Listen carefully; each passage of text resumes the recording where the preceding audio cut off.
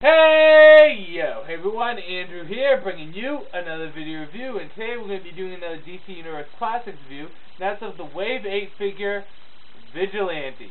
Take a look at this bad boy, and I mean bad quite literally. He causes a lot of trouble, and he's kind of a dick, boy right here. Now, a little information about Vigilante.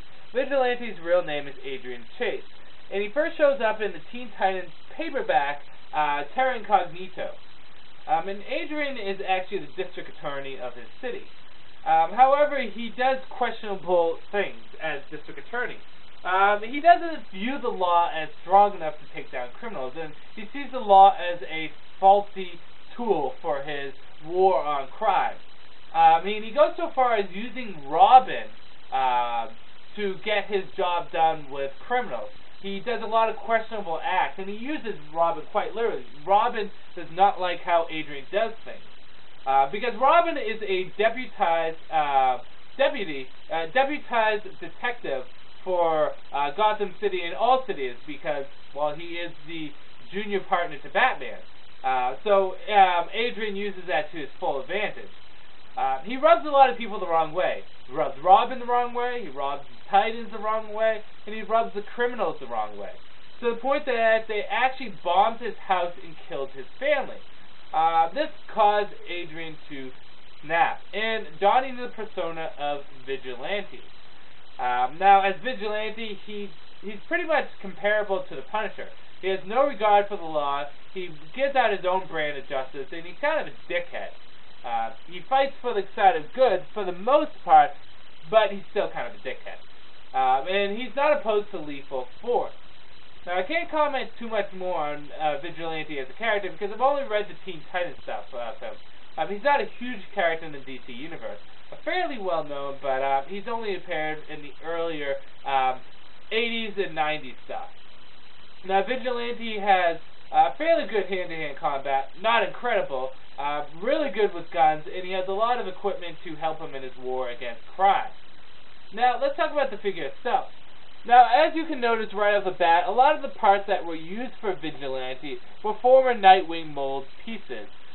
This figure does have some remolding on him, but many of it is similar pieces from the Nightwing mold. Now, right off the bat, you're going to be like, Andrew, you're probably pissed off. But I'm not.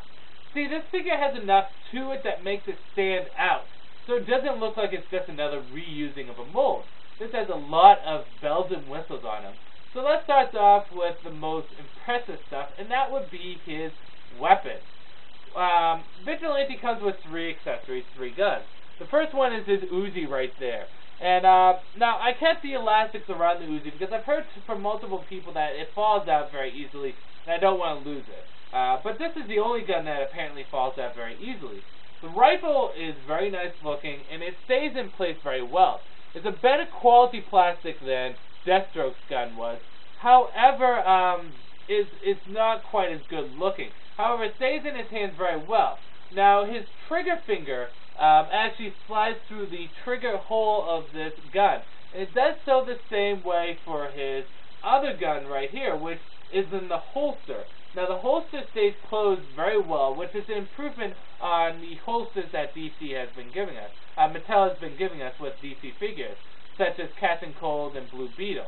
And the Magnum, Cougar Magnum, Broken Butterfly, Killer 7, whatever you want to call it, holds pretty well in the hand. As you can see, it goes into the trigger finger right and snugly.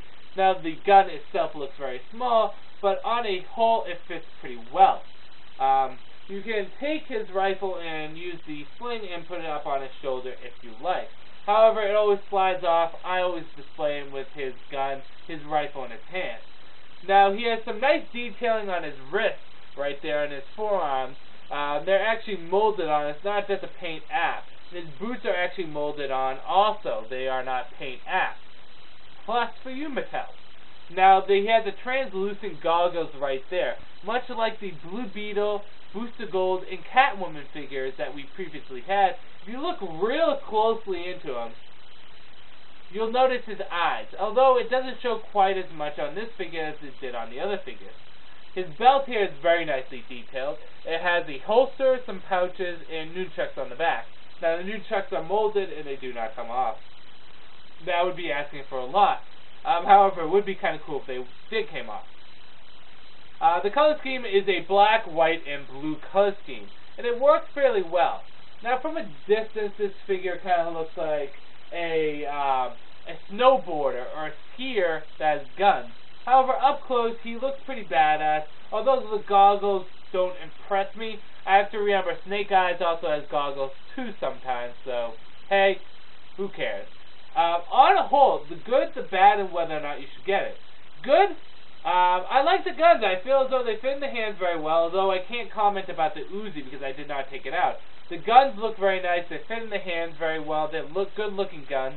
There's enough about this figure that makes it stand out from the mold that has been used multiple times. The holster closed very well. The detailing is very nice on the figure, and the paint job works very well. Bad. The Magnum itself could have been a little bit bigger, and the sling for the strap and the sling for the rifle is quite annoying.